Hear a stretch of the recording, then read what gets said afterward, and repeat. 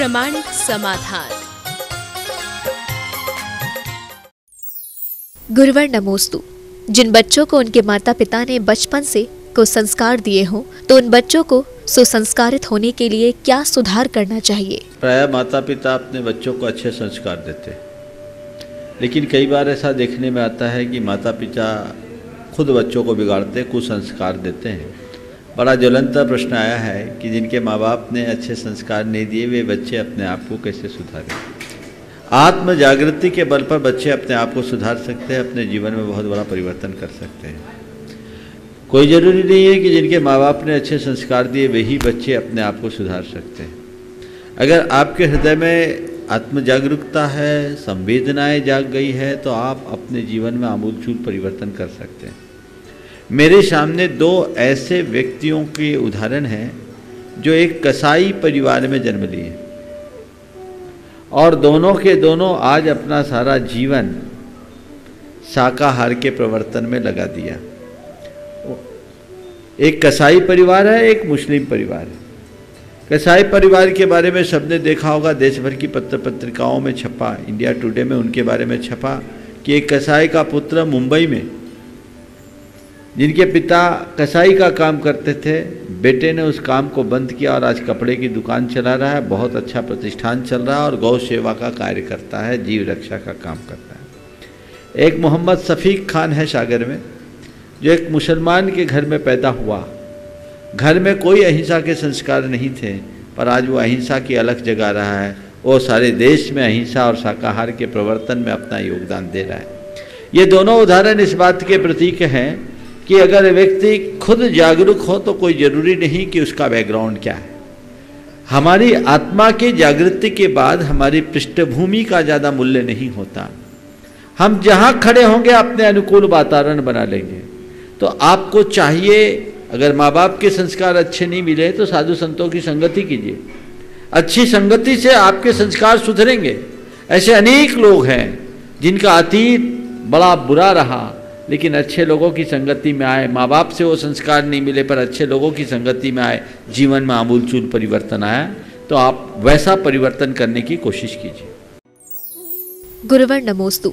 जैन परंपरा में जिनाभिषेक करने से पाप कर्म धुल जाते हैं और वैदिक परंपरा में गंगा स्नान से पाप कर्म धुल जाते हैं, तो हम इन दोनों परंपरा में कैसे सामंजस्य स्थापित करें?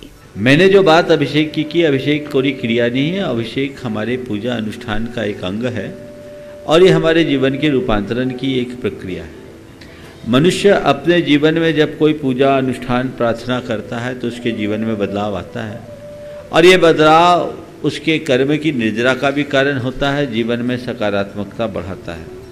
इस बात में कोई संशय नहीं कि भगवान का अभिषेक हमारे हृदय की विशुद्धि को बढ़ाने में कारण ना हो।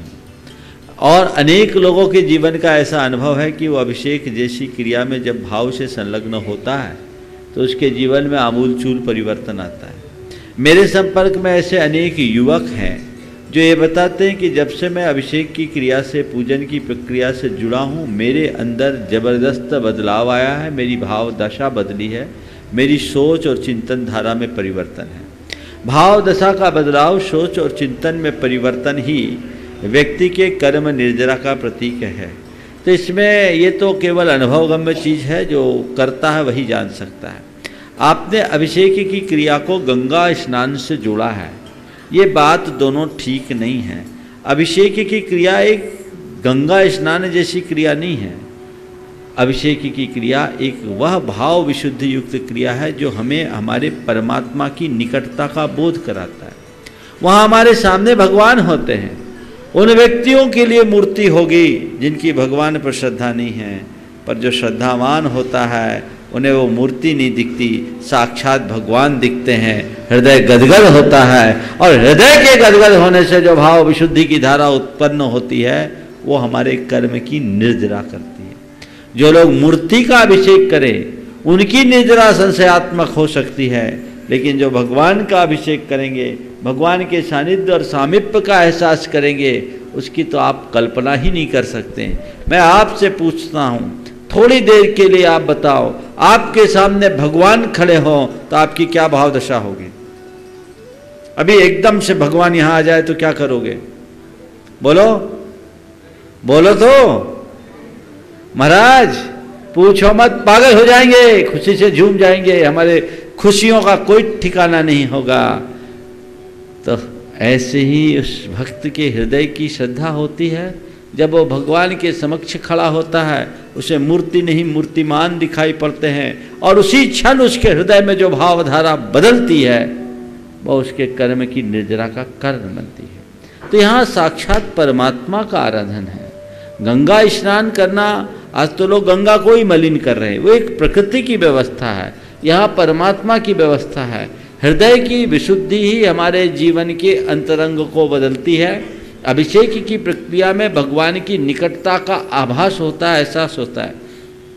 भगवान से सबसे ज़्यादा निकटता अगर आप पाएं तो अभिषेक के क्षणों में ही पा सकते हैं। इसलिए जैन धर्म में भगवान के अभिषेक को सबसे महत्वपूर्ण क्रिया बताया, और ये कहा गया कि अपनी धार्मिक क्रियाओं में अगर शुरुआत करनी है तो अभिषेक से करो, पूजन भी उसके बाद। बिना अभिषेक की आपकी पूजा अधूरी है, इसलिए अभिषेक करने का विधान है। स्वर्ग में देवता लोग भी जब उत्पन्न होते हैं तो वो भी पहले भगवान का अभिषेक करते हैं, उसके बाद उनके जीवन की अन्य प्रक्रियाएं होती है। इसलिए इन दोनों बातों में किसी भी प्रकार का भ्रम और वहम रखने का कोई औचित्य नहीं है। और मैं तो आपको कहता हूँ, ये श्रद्धा का सैलाब है, श्रद्धा का सागर है, डुबकी लगाओ और तर जाओ। ज़्यादा सवाल उठाओगे तो कुछ भी हासिल होने वाला नहीं। गुरुवर नमोस्तु। वर्तमान में दिगंबर परंपरा के किसी संघ में अनेकों आचार्य हैं और किसी संघ में एक ही आचार्य है, तो आगमानुसार दिगंबर श्रमण परंपरा में कौन सही है? मैं आपसे सवाल केवल इतना पूछता हूँ, एक रथ में कितने सारथी होते हैं? कितने होते हैं? एक होते हैं। तो आचार्य धर्म रथ के सारथी हैं, संघ के नायक हैं। नायक तो एक ही होता है और आगम भी यही बोलता है। अब बन रहे हैं अनेक, तो जो बन रहे हैं बना रहे हैं उनसे पूछो, मुझसे क्या पूछते हो? समझ गए? गुरुवर नमोस्तु। दिगंबर संतों की आहार लेने की क्रिया इतनी जटिल क्यों है और आज का युवा आहार देने में पीछे क्यों रहता है? हम लोगों की आहार की प्रक्रिया कहाँ जटिल, एकदम सरल है। हम लोग ना मांगते हैं ना कुछ बोलते हैं, एक बार लेते हैं, जो तुम दे देते हो वो लेते हैं। बोलो, कोई जटिल लगी?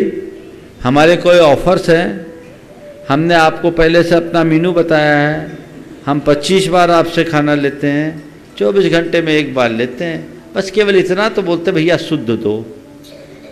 तो इसलिए कि शुद्ध भोजन आप करोगे, हमको कराओगे तो आप भी विशुद्ध बनोगे।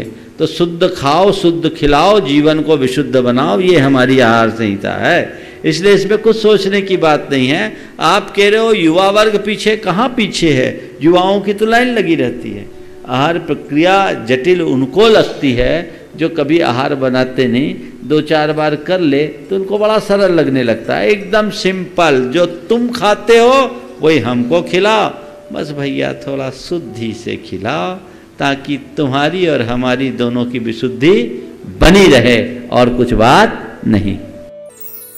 गुरुवर नमोस्तु। किसी व्यक्ति ने 70 वर्ष की आयु का बंध किया हो और उसका अकाल मरण हो जाए, तो उस व्यक्ति के बहुवादी कर्मों का क्या होता है? देखिए, जैन कर्म सिद्धांत में एक बात है कि कर्म अपना फल द्रव्य, क्षेत्र, काल और भाव की अनुकूलता से देते हैं। जैसे अनुकूल द्रव्य, क्षेत्र, काल, भाव होते हैं, हमारे लिए कर्मों का फलाफल उसी अनुरूप होता है।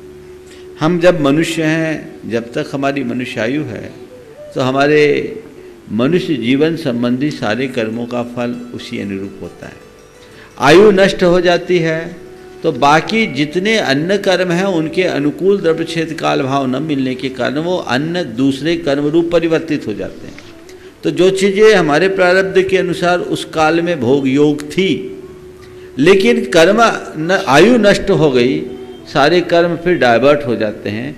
हम जिस योनि में जन्म लेते हैं, यहाँ से मरे तो कहीं ना कहीं जन्म लेंगे, वहाँ जाने के बाद वहाँ के द्रव्य, क्षेत्र, काल, भाव यानी वहाँ के सिचुएशन के अनुरूप हमारे कर्म अपना फल देते हैं। तो कर्म के इस सिद्धांत को हम समझेंगे तो कहीं किसी भी प्रकार की शंका को गुंजाइश नहीं है। गुरुवर नमोस्तु। अज्ञानतावश त्रुटि होने पर हमें क्या प्रायश्चित लेना चाहिए और धर्म के मार्ग में अग्रसर होने से क्या कर्मों की निर्जरा होती है? गलती हो, आपको गलती का एहसास हो, तो आप यदि हृदय से प्रायश्चित करते हैं तो पाप निश्चित कटते हैं। प्रायश्चित शब्द की व्याख्या करते हुए ये कहा गया है, जो पाप को छेदे उसका नाम प्रायश्चित है। हृदय से प्रायश्चित हो। बहुत अंशों में कर्म नष्ट हो सकते हैं, हमारी भावधारा बदल जाती है। इसे थोड़ा दूसरे तरीके से देखें, कई ऐसे लोग होते हैं जिनके अंदर कॉम्प्लेक्सेस होते हैं। उन कॉम्प्लेक्सेस के कारण कई तरह के डिसऑर्डर्स भी हो जाते हैं। आप किसी साइकेट्रिक से मिलें तो साइकेट्रिक उनका कन्फेशन कराता है, और जब कन्फेस करते हैं तो अंदर की वो गिल्ट खुल जाती है, तो जो भी कॉम्प्लेक्स है वो ठीक हो जाते हैं। ये आज मनोवैज्ञानिक बताते हैं। हमारा धर्म कहता है जैसे ही तुम कोई दोष किए, पाप किए, अपराध किए, वो दिमाग में एक बोझ बना हुआ है, गुरु चरणों में जाए और अपने हृदय को खोल दो, अपने मन के पाप को प्रकट कर दो, कन्फेशन कर लो, उसी क्षण तुम्हारा मन हल्का हो जाता है। मन हल्का होना यानी शल्य का निकल जाना, शल्य का निकल जाना यानी कर्मों की निर्जरा हो जाना, मन में सहजता और प्रसन्नता स्थापित कर लेना। लेकिन ये अपने आप प्रायश्चित नहीं लिया जाता, गुरुओं से लिया जाता है, और योग्य गुरुओं के पास ही लिया जाता है। जहाँ कहीं प्रायश्चित मत लेना, उसी जगह प्रायश्चित लो जहाँ आपको लगे कि यहाँ मेरे प्रायश्चित का सही, मेरे पापों का सही प्रायश्चित होगा, और यहाँ बात हमारे गुरु तक ही सीमित रहेगी, सार्वजनिक नहीं होगी। गुरुवर नमोस्तु। जिन व्यक्तियों का स्वाध्याय करने का नियम है, तो क्या वे टीवी के माध्यम से प्रवचन सुनकर अपना नियम पूरा कर सकते हैं? निश्चित कर सकते, यदि बैठ करके सुने, एक चित्त होकर के सुने, इधर उधर हिले डुले नहीं, लेट के न सुने, खाते पीते न सुने, बातें करते न सुने। आप ये कार्यक्रम देख रहे हो, सुन रहे हो, आपके लिए प्रच्छना स्वाध्याय है। सुबह प्रवचन सुनते हो, ये धर्मोपदेश स्वाध्याय है। पर कब? जब स्वाध्याय की मानसिकता से सुनो तब। ये टीवी पे महाराज का शंका समाधान का प्रोग्राम चल रहा है, तो प्रोग्राम देखोगे तो कोई लाभ नहीं होगा, असर भी नहीं पड़ेगा, वहीं रहोगे। और नहीं, ये धर्मोपदेश है, ये हमारे लिए मार्गदर्शन है, ये हमारी शंकाओं के समाधान का एक बहुत अच्छा अनुष्ठान है। ये मानसिकता होगी तो जो बातें होगी ना, वो सीधे तुम्हारे जेहन में उतरेगी। ये सोच करके, इस मानसिकता से आप कुछ मत सुनना कि कोई दूसरा पूछ रहा है, उसका प्रश्न है, महाराज उसको उत्तर दे रहे हैं। नहीं, ये मेरे लिए प्रश्न है, मैंने पूछा है, स्वर उसके हैं, उत्तर हम सबको मिल रहा है। यदि इस भावधारा के साथ सुनोगे, आप देखिए आपके जीवन में कितना प्रभाव पड़ेगा। गुरुवर नमोस्तु। मेरे ऑफिस के स्टाफ ने कुछ चुरा लिया, मुझे पता होने पर उसके साथ क्या व्यवहार करना चाहिए? देखिए, अगर आपका कोई स्टाफ कोई चोरी की है, आपने उसे जान लिया है, तो आप क्या करें? अमूमन जो प्रतिक्रिया होती है, सामने वाले को डांट फटकार लगाते हैं, निकाल करके बाहर कर देते हैं, या सार्वजनिक रूप से उसे अपमानित कर देते हैं। मैं उस रास्ते को बहुत अच्छा रास्ता नहीं मानता। यदि वो व्यक्ति पहली बार ऐसी चोरी की है, तो आपको चाहिए कि उस व्यक्ति को अकेले में बुलाएं और उससे पूछे कि भैया तूने ये चोरी क्यों की, तेरी परिस्थिति क्या थी, किस वजह से तूने ये पाप किया, क्या अपराध किया।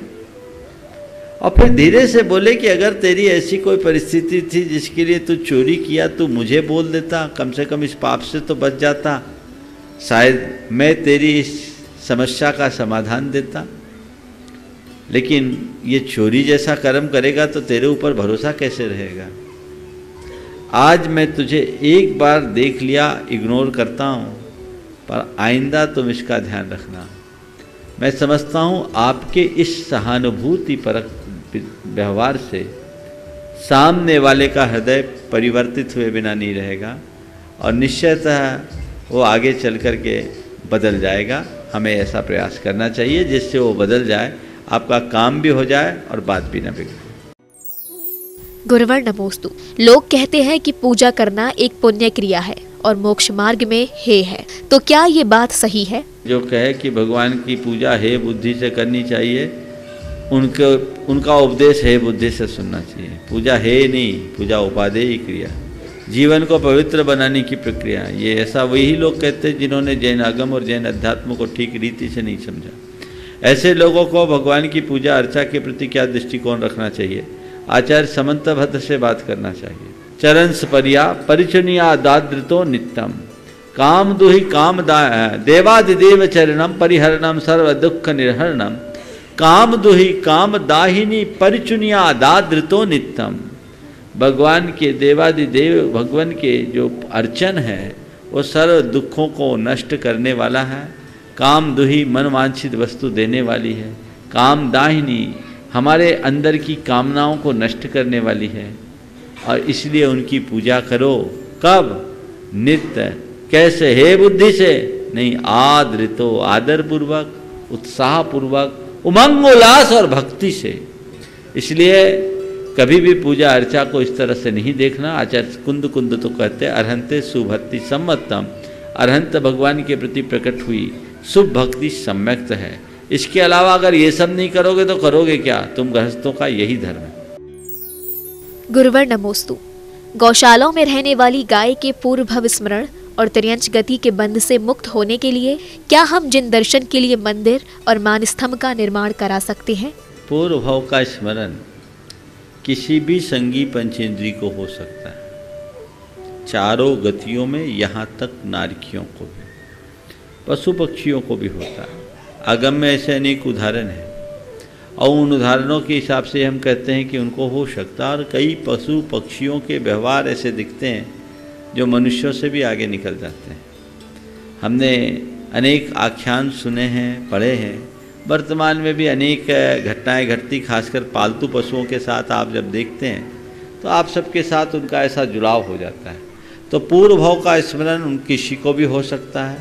आपने गायों के विषय में कहा, गायों को भी हो सकता है। और गायों के हृदय की बात मैं आपको एक घटना से बताता हूँ। अयोध्या प्रसाद गोयली ने एक ब्रह्मचारिणी गाय की कथा लिखी है। वो उन दिनों की बात है जब वो आज़ादी की लड़ाई में ग्वालियर के जेल में बंद थे, और वहाँ ये बात उनके सामने आई कि ग्वालियर के एक परिवार में एक गाय थी जो अपने पीछे कई अच्छी लंबी संतति बना चुकी थी। उसके बाद जब उसे वापस गर्भवती बनाने का प्रयास किया जाने लगा, कई बार किया गया, वो गर्भाधान नहीं कर पा रही थी। बार बार जब प्रयास किया गया तो उस घर में एक छोटी बिटिया को सपना आया। सपने में गाय ने कहा, मैं ब्रह्मचर्य व्रत ले चुकी हूँ, अब मुझे गर्भवती बनाने का प्रयास न किया जाए, और यदि अब किया जाएगा तो मैं कुएं में कूद कर जान दे दूंगी। बच्ची ने घर के लोगों को ये बात बताई। घर के लोगों ने इसे सपना कहकर उड़ा दिया और वापस उसे सांड के पास ले गए। जैसे ही सांड गाय के पास आया, गाय रस्सी छुड़ाती हुई भागी और घर के आंगन में एक कुआं था, जिस कुएं को उसने सपने में दिखाया, उसी में कूदकर अपने प्राण दे दी। अंतिम 2 बछड़े युगल बछड़े थे। उन दोनों बछड़ों में इतना प्यार था कि वह एक साथ लघुशंका करते और गोबर भी एक साथ करते। ये बछड़ों की स्थिति थी। ये घटना उन्होंने लिखी जो ये हम सबको सोचने के लिए बाध्य करती है कि पशुओं के अंदर भी कितनी ज़्यादा समझ होती है आत्मा की, व्रतों की, जीवन की, धर्म की। इसलिए हो सकता, आपने पूछा है गौशालाओं में मानस स्तंभ है। देखिए, शास्त्रीय विधानानुसार अगर देखा जाए तो स्वतंत्र रूप से ऐसे मानस स्तंभ बनाने का कहीं विधान नहीं है। मानस स्तंभ समोसरण का अंग है। मंदिरों में भी मानस स्तंभ होता है, लेकिन तब जब भगवान की दृष्टि से काफी दूरी पर हो, तब एकदम चिपका करके मानस स्तंभ बनाना भी एक प्रकार का स्तंभ भेद है। इसलिए शास्त्रीय दृष्टि से मैं मानस स्तंभ का विधान नहीं करूँगा। आपने कहा मंदिर में गायों को दर्शन हो तो एक छोटा सा, गौशाला में गायों को दर्शन हो तो हर गौशाला में एक छोटा सा मंदिर क्यों ना बना दिया जाए। ललितपुर की गौशाला में बन रहा है एकदम छोटा सा मंदिर, और उन मंदिर में भगवान को इस तरह से विराजो कि गायें दर्शन कर सके। और अगर आप चाहेंगे तो व्यवस्था भी बनाई जा सकती है। पर मानस स्तंभ की बात, जिनका अभिषेक भी ना हो, पूजन भी ना हो, अर्चन भी ना हो, और ऐसे ही आपने एक प्रतीक के रूप में रख दिया, मेरे गले नहीं उतरते।